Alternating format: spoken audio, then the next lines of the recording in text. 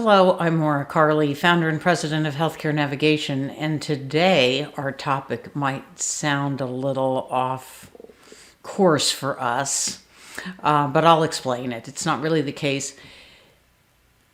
We feel almost everyone who's earned money should be creating an online MySocialSecurity account. You know, it used to be that annual reports were sent out by Social Security, but they've been trying to get away from that for a number of years and encourage people to use online tools. Now, we get involved in this because, as we've said before, you go through Social Security to process a Medicare Part A and/or Medicare Part B enrollment. And it wasn't until recently, in the past 2 or 3 years is my impression, although I didn't double check, that you have to have a MySocialSecurity account username and password in order to use the online Medicare enrollment process. And that's led us to see how many people have not ever bothered to create a MySocialSecurity account, which means they've never bothered to verify the information that is online for them. And it's important to review the demographic information for accuracy. And I would think, even though this is not our field, to review earnings. So let me share with you. We've dealt with Social Security having on file incorrect names, incorrect places of birth, incorrect dates of birth. And we've even had clients, men who work their entire adult lives, have no matching work record as you try to enroll them in Medicare. Although we haven't seen that, I don't believe, since Medicare changed its process to require that you have a MySocialSecurity account in order to proceed to use Medicare online enrollment. But you know what? Think about it. Again, this isn't our field, but having seen Social Security have incorrect information, and let's face it, a lot of times this is not Social Security's fault. They've gotten these legal documents from other sources, but we've had, wrong place of birth on a marriage certificate. We had Social Security have on record that a client's place of birth was White Plains, New Jersey, when it was White Plains, New York. But it doesn't matter how the information ended up being incorrect. It's only going to affect you if it is incorrect.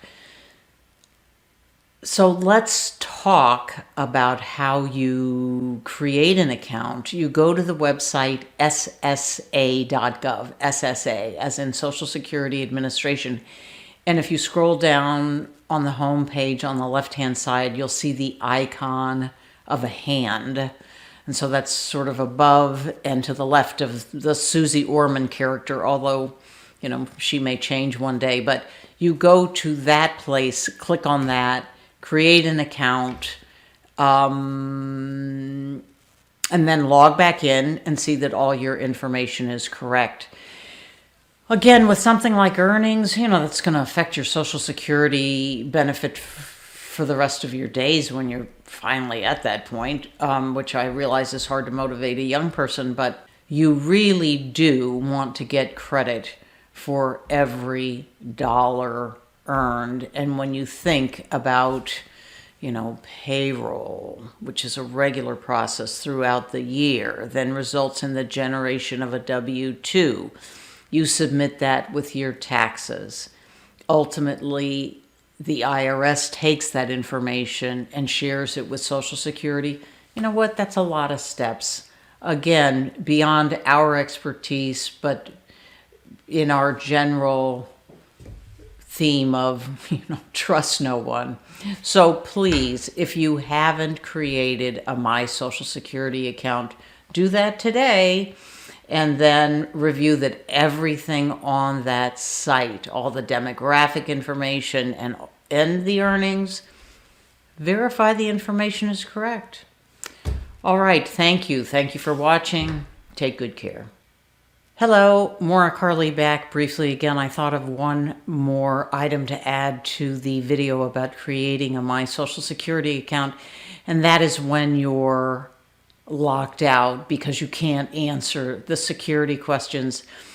The government purchases these security questions from a credit rating agency of some sort. Anyway, they can be very easy. We've had clients have all their answers be none of the above.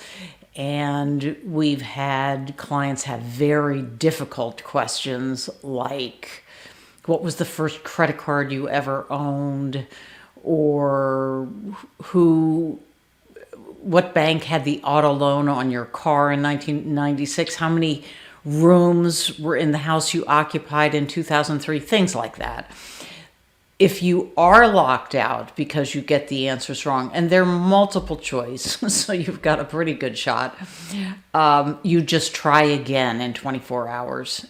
And if you are locked out multiple times, ultimately you have to call your Social Security office, because that usually means something is wrong. And you can find out your local office, at least for the moment, during this pandemic era, on that SSA.gov website by using the Office Locator tool. So once again, thank you for listening, and we'll see you soon. Bye-bye.